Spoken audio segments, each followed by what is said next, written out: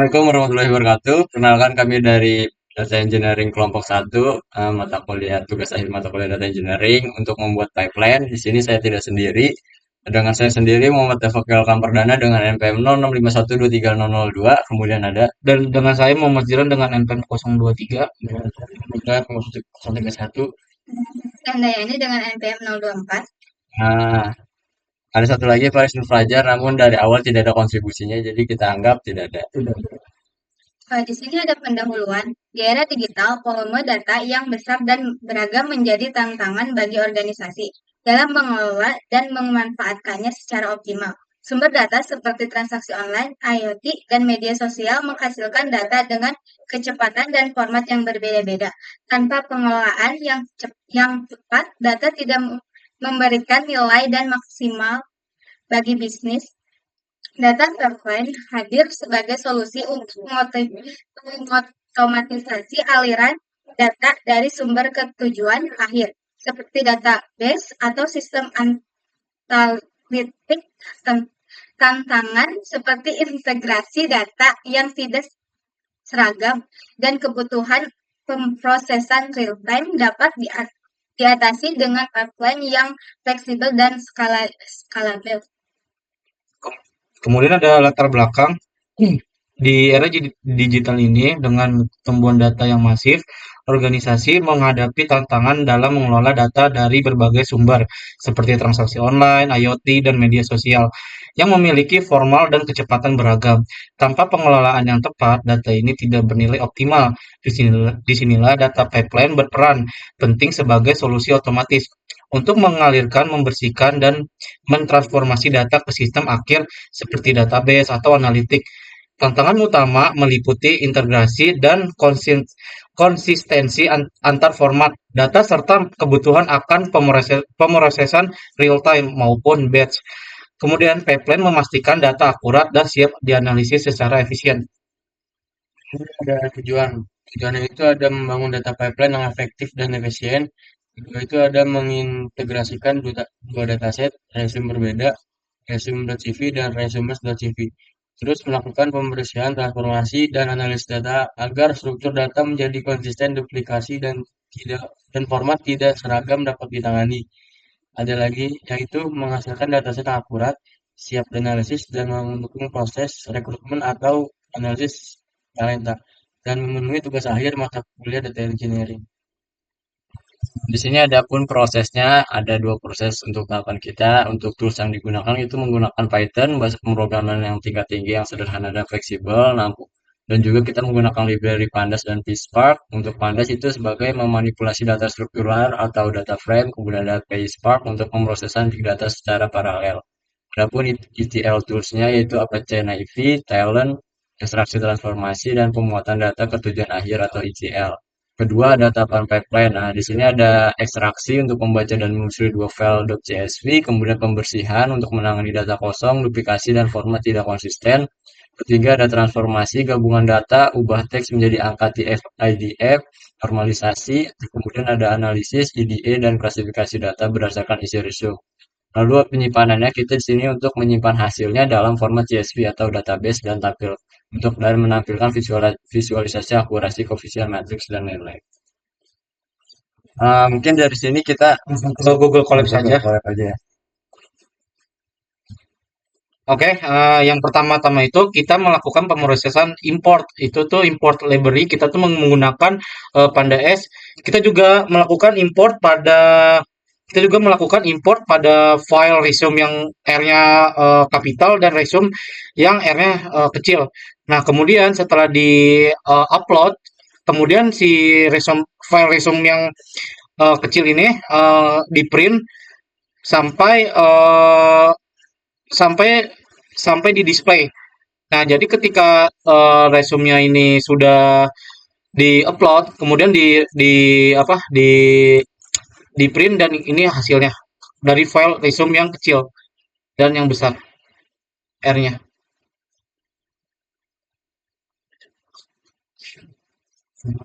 Coba dua ya. Lalu di sini ada uh, kita telah ini ada hasil data dan melakukan eksplorasi awal ke head info descript no count langkah selanjutnya itu untuk mengeksplorasi data unik dan menghitungnya untuk kolom kategori relevan sesuai tujuan sesuai petunjuk untuk Devresum ini satu itu kolom kategori bersifat kategoris untuk memeriksa nilai unik dan hitungan untuk kolom-kolom ini.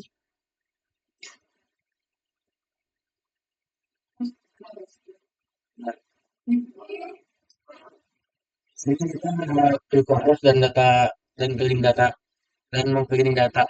Di sini ada membersihkan dan melakukan praproses pada kedua dataset.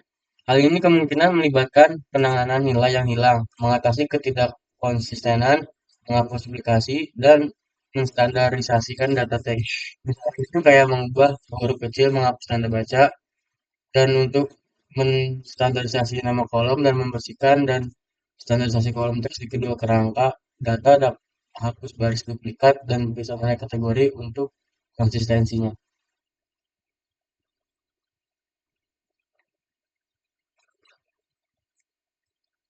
Ini ada untuk mengintegrasikan data dari kedua CSV tersebut. Nah, di sini kita melakukan integrasi dua kerangka data yang telah dibersihkan dari DFResum 1 dan DFResum 2 yang di atas ke dalam satu kerangka data.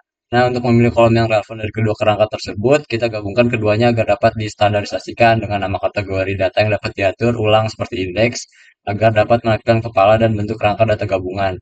Nah, di sini kita melakukan pilih kolom yang relevan dengan data subset data set 1 dan data set 2, kemudian menggabungkan dua kerangka data set tersebut, lalu kita standarisasi nama kategori di sini untuk menjadi huruf kapital pada judul dan agar terganti data hubung seperti spasi. Kemudian ini menampilkan kepala dalam bentuk data frame yang terintegrasi. Kemudian kita print untuk menampilkan hasilnya. Nah, di sini udah ke print hasilnya dengan kombin data frame-nya yaitu di sini 0, 1, 2, 3, 4, HR-nya udah keganti ya tadi kepala yang data frame yang terintegrasinya, kemudian untuk count-nya tuh udah muncul sebagai berikut dengan data tipenya itu 64. Kemudian Selanjutnya kita itu melakukan transformasi data dan kita juga merekayasa fitur. Pertama-tama itu kita itu merekayasa pada kumpulan data gabungan seperti DF Kombi menggunakan syntax DF combine untuk mengubah data teks menjadi representasi numerik yang sesuai untuk model pembelajaran mesin. Yang pertama itu kita membutuhkan library lagi from Escalern fitur extraction text import. Ini sudah kita import library-nya. Kemudian setelah itu kita membuat vektor TF-IDF. Kemudian setelah membuat vektor TF-IDF kita menerapkannya ke kolom dataset resume yang kecil hurufnya. Kemudian setelah membuat vektorisator dan kita menerapkannya, kemudian kita ngeprint hasilnya. Kita tampilkan printannya.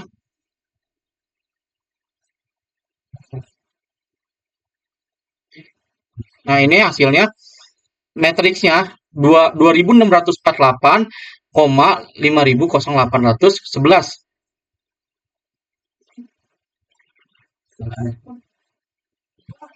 Di sini untuk selanjutnya tuh kita menerapkan tugas sains data relevan pada data yang transformasikan TF IDF mengingat sifat data resum dengan kategori supaya tugas klasifikasi untuk memprediksi kategori resum berdasarkan isi tepatnya.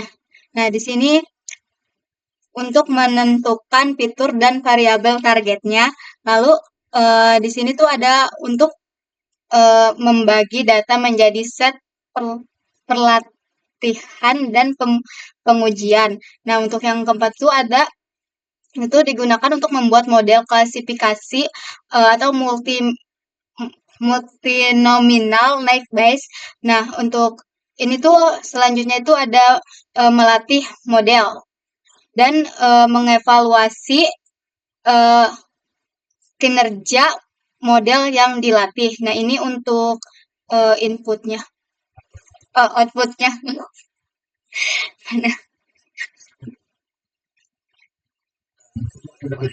Visualisasi hasilnya.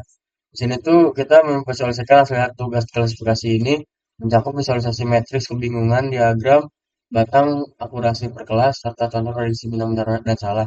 Di sini kita pakai library Octolib dan Skeren serta Panda AIS ya. Dan di sini kita membuat dan menampilkan matriks yang kebingungan. Terus di sini kita juga menghitung laporan klasifikasi serta mengekstrak metrik ke dalam data frame. Nah, di sini kita menghapus garis metrik keseluruhan serta ini untuk meng-plot score F1-nya.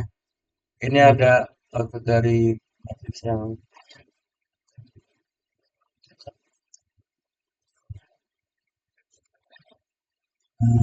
Ingin menjelaskan sebentar ya di sini untuk tadi untuk menampilkan matriks kebingungan di sini didapatkan koefisien matriksnya dengan ketinggian 25, nah dengan akuntansinya sama 25, lalu kerendahannya itu di 21. Nah, di sini tidak ada di bagian texting dan web designing karena di bagian ini kita mengambil dari true label yang ada. Jadi didapatkan di sini 25, 15, 7, 4, 17, 16, 24, 24, 19, 17, 7 dan sampai bawah dan seterusnya ya.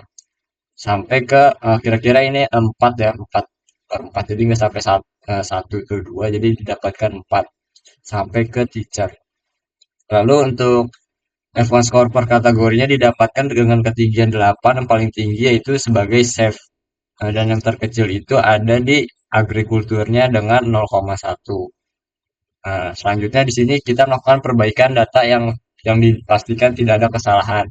Kita mengidentifikasikan area potensial untuk memperbaiki dalam kode yang ada dan menyempurnakan alur kerja untuk meningkatkan kinerja atau mengatasi masalah yang teridentifikasi. Dan ini pun termasuk menyelidiki kategori dengan kinerja rendah dalam laporan klasifikasi dan mempertimbangkan strategi untuk meningkatkan akurasi klasifikasinya.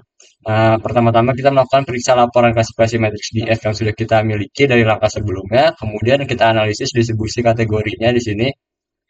Kita print combine data frame, kemudian lakukan identifikasi kategori berkinerja rendah yang berdasarkan skor F1 yang misalnya contoh skornya itu adalah F1 0,2, F1 kurang dari 0,2. Kemudian kita melakukan periksa jumlah sampel untuk kategori yang berkinerja rendah. Didapatkan hasil klasifikasi reportnya di sini untuk presisinya, recall, dan F1 score-nya. Kita tadi kan kita melakukan F1 score, jadi yang kita ambil tuh di sininya F1 score. Didapatkan 0,6, ada yang kagak dapat F1 score-nya 0,0, 0,0 dan seterusnya. Kurang lebih seperti itu. Lanjut di sini. Selanjutnya, berdasarkan analisis banyak kategori berkinerja, rendah memiliki sampel yang sangat sedikit. Keseimbangan kelas ini kemungkinan menjadi penyebab buruknya kinerja. Untuk mengatasi hal ini, kita akan mencoba menggunakan bobot kelas dengan model multinominal Naive Bayes. Yang pertama itu kita import library juga. Setelah itu kita hitung bobot kelasnya. Setelah itu kita membuat model klasifikasi dengan bobot kelas multinominal Naive Bayes tidak mendukung bobot kelas secara langsung. Jadi saya jadi kita akan tetap menggunakan model asli untuk saat ini dan mempertimbangkan model lain nanti jika tidak membaik. Sorry. Nah, setelah itu kita melatih modelnya nih. Setelah berhasil melatih, kita mengevaluasinya. Nah, setelah itu kita ngeprint model evaluasinya dan print akurasi serta kita ngeprint juga klasifikasinya. Di sini sudah ada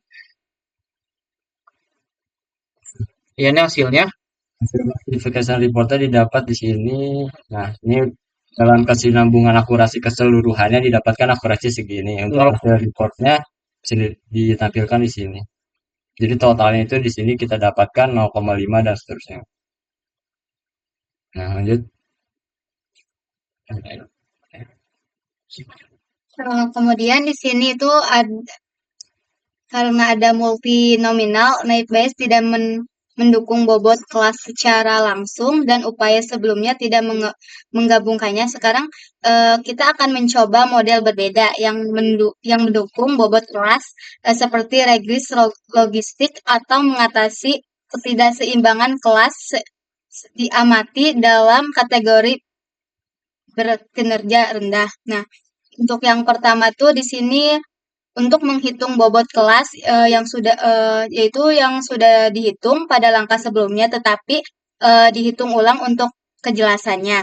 Nah, untuk yang kedua tuh di sini ada membuat model klasifikasi atau regresi logistik dengan bobot kelasnya.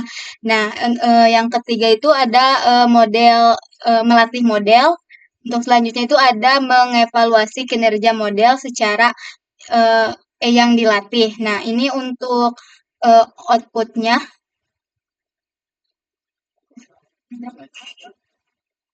Nah, didapatkan model evaluasi outputnya di sini dari segi logistik regression dan class weights, kita dapatkan akurasi keseluruhan dari tampilan ini, didapatkan total hasilnya itu ada di 0,64 dan seterusnya. Nah, lanjutnya, Di sini terdapat model regressi logistik dengan bobot kelas ini menunjukkan peningkatan akurasi keseluruhan dan skor F1 untuk beberapa kategori sampel rendah dibandingkan dengan model multinominal type bias. Untuk memvisualisasikan peningkatan ini dan menganalisis hasilnya lebih lanjut, kami akan membuat dan menampilkan matriks kebingungan dan diagram batang skor F1 untuk model regresi logistik tertimbang. Mirip dengan langkah visualisasi sebelumnya, ini kita melakukan import dari lagi serta ternyata membuat tampilan matriks kebingungan untuk model regresi logistik tertimbang. Terus yang kedua itu kita menghitung laporan klasifikasi untuk model regresi logistik tertimbang serta mengekstrak metrik ke dalam data frame. Lalu menghapus baris metrik keseluruhan. Nah, hasilnya itu plot vector F1 untuk model regresi logistik tertimbang. Di sini ada di sini kita dapatkan seperti sebelumnya, namun kan sebelumnya itu hanya coefficient metric, namun di sini kita melakukannya dengan logistic regression with class weights-nya juga. Nah, tadi kan kita tidak sampai 25, sekarang kita mendapatkan hanya 23 sebagai akuntan, yang dimana berarti kita sudah berhasil melakukan logistic regression. Didapatkan hasil keseluruhannya seperti itu, yang di tengah-tengah ini sama berhenti di poin keempat, ketinggiannya di sini pun tidak sampai 25, kira-kira di 23. Dan predictable juga F1 score kita dapatkan tadi yang tertinggi hanya safe ya. Sekarang lebih dari itu ada yang banyak yang tertinggi di sini. Contohnya ada ini blockchain, terus bisnis analis dan sebagainya. Nah, lanjut di sini kita melakukan visualisasi hasil result untuk keseluruhannya untuk memvisualisasikan skor F1 per kategori untuk model regresi logistik dengan bobot kelas. Kita lakukan untuk membuat diagram batang skor F1 per kategori untuk model regresi logistik dengan bobot kelas. Di sini kita import lagi library yang kita gunakan dengan plot skor F1 untuk model regresi logistik tertimbang yang kita dapatkan sebelumnya. Di sini muncul kita tampilkan outputnya dari F1 score per kategori logistik regression with class weights-nya. Beda hasilnya ya. Tadi kan yang terendah sama nih. Yang di sini tuh kita gabungkan dengan yang paling atas tadi. Didapatkan segini yang tertingginya dan paling terendahnya ada di konsultan. Ini kesimpulan. Nah, Ini terdapat kesimpulan analisis data. Pertama itu eksplorasi kekumpulan data awal mengungkap dua kumpulan data dengan struktur dan nama kategori yang berbeda, yang memerlukan pembersihan dan integrasi. DF Resume 1 memiliki 2484 entry dan 4 kolom, sementara DF Resume 2 memiliki 992 entry dan 2 kolom. Kedua kumpulan data tidak memiliki nilai yang hilang. Terus setelah membersihkan dan menghapus duplikat berdasarkan teks resume DF Resume 1 dikurangi menjadi 2482 baris dan DF Resume 2 menjadi 196 baris. Kedua kumpulan data berhasil diintegrasikan ke dalam suatu data frame. DF Combit dengan baris dan 2 kolom.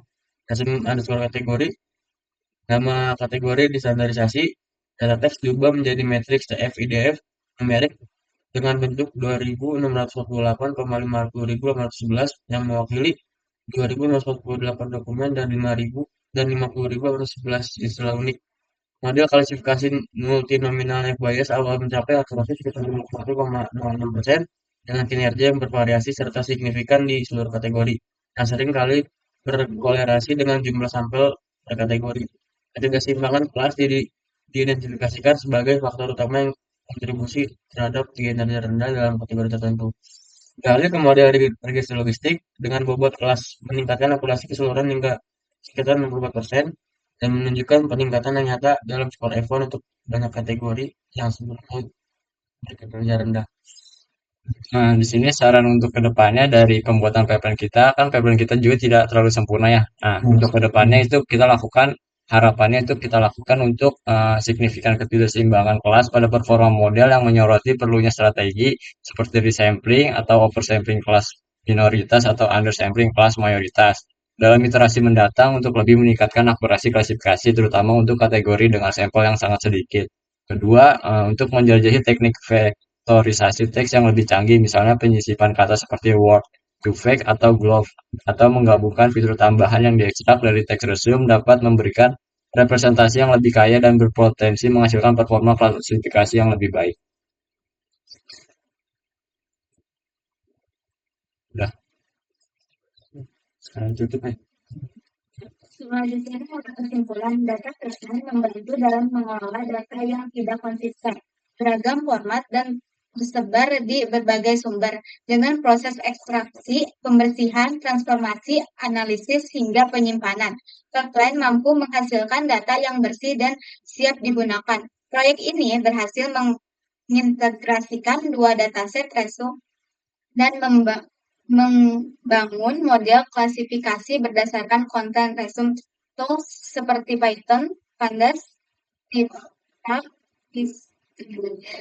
PySpark, serta Celtus sangat mendukung efisiensi pipeline.